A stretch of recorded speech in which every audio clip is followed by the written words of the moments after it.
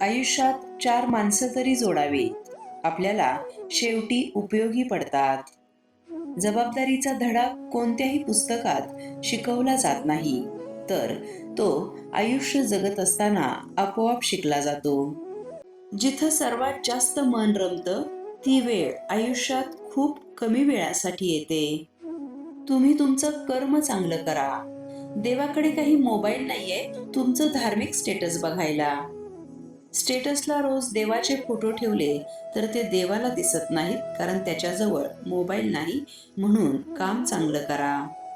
पैसे जास्त असतील तर लोक वाळू बघायलाही दुबईला जातात. वेद वाचण्यापेक्षा आपल्याला वेदना वाचता आल्या पाहिजेत. चांगले विचार हे पाहुण्यांसारखे असतात, त्यांना मानाने आमंत्रण देऊन बोलवावे लागते.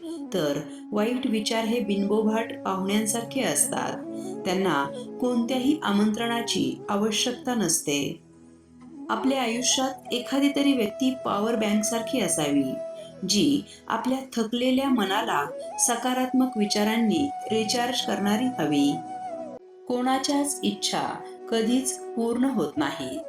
आधी सीतेला सोन्याचं हरिण हवं होतं, आणि जेव्हा सोन्याची लंका मिळाली तेव्हा तिला राम हवा होता.